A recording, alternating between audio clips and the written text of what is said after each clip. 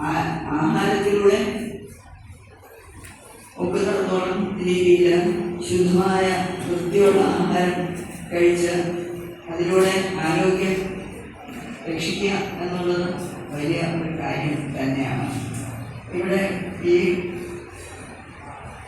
നമ്മുടെ സംഘടനകൾ തന്നെ അതിന് വളരെയധികം ശ്രദ്ധ വഹിക്കുന്നുണ്ട്. നിങ്ങൾക്ക് നിങ്ങളുടെ സ്വന്തം ക്യാൻറ്റീൻസ് ഉണ്ട്, നിങ്ങളുടെ സ്വന്തം വളരെ സ്വാദിഷ്ടമായ മെനൂസ് ഉണ്ട്. ഞാൻ ഒരിക്കൽ കഴിച്ചിട്ടുണ്ട്. ഒരിക്കൽ കൊട്ടാരത്തിൽ അവർ കൊടുത്തയച്ചു.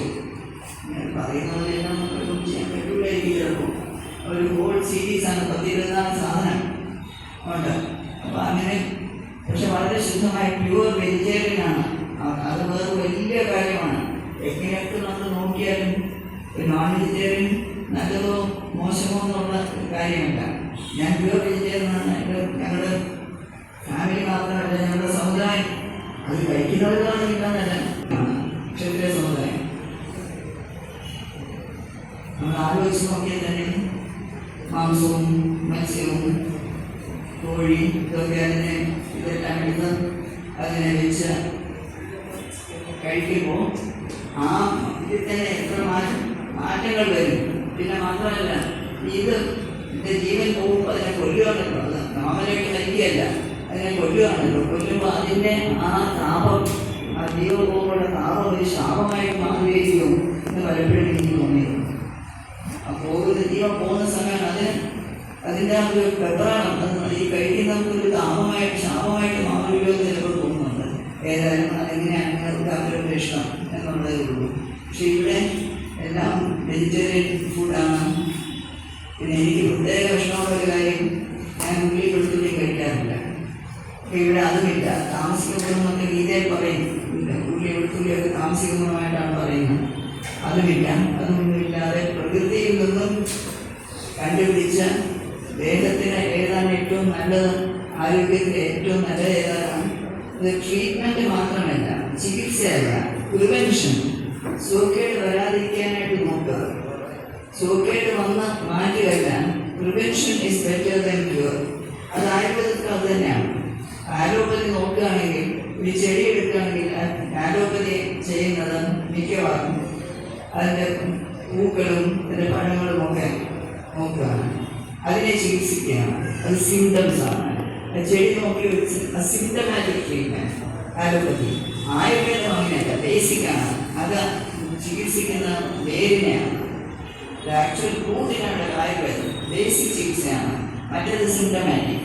അപ്പം അങ്ങനെയെല്ലാം വരുമ്പോൾ ഒരുപാട് വ്യത്യാസങ്ങൾ വരാനായിട്ട് സാധ്യതയുണ്ട്. ഇവിടെ തന്നെ ഇവിടെ നമ്മുടെ നാച്ചുറോപ്പതിയും ആയുർവേദമൊക്കെ വരുമ്പോഴത്തേക്കും വളരെ ശ്രദ്ധിച്ചാണ്. ആയുർവേദത്തിൽ പറയുന്നത് എന്താണ്? ചെളിയിൽ ചവിട്ടി കാല് കഴുകുന്നതിനെക്കാളും ഭേദം ചെളിയിൽ ചവിട്ടാതിരിക്കുക. അത് തന്നെയാണ് നിങ്ങൾ വിശ്വസിക്കുന്നത്. നമ്മൾ സൂക്കേട് മാറ്റാൻ നോക്കുകയല്ല, സൂക്കേട് വരാതിരിക്കാൻ നോക്കുക. ആ സൂക്കേട് വരാതിരിക്കാൻ പ്രിവെൻഷൻ ആണ്. അത് വളരെ അത്യാവശ്യമാണ്. പിന്നെ നമുക്കറിയാം, ഞങ്ങൾ കവടിയായിട്ടാണ് താമസിക്കുന്നത്.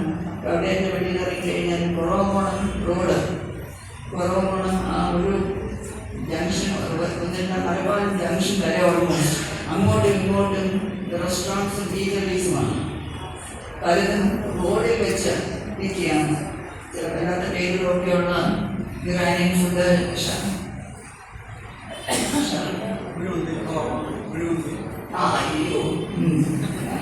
കുഴിമന്തിയൊക്കെ കണ്ടു കേട്ടാൽ തന്നെ നമുക്ക് പ്രശ്നം.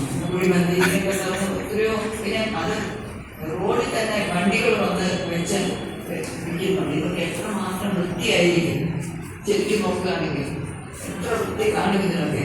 പിന്നെ അവർ തന്നെയാണ് നമുക്ക് തട്ടുകൊണ്ട് ഡിസ്പോസിബിൾ ആണെങ്കിൽ പിന്നെ കൊണ്ട്, അല്ലെങ്കിൽ ഒരു ബക്കറ്റിൽ വെള്ളം ഇട്ട് അതിനെ മുക്കിയാണ്. അപ്പോൾ എത്ര വൃത്തിയാവും, ഹാറുള്ളല്ലേ.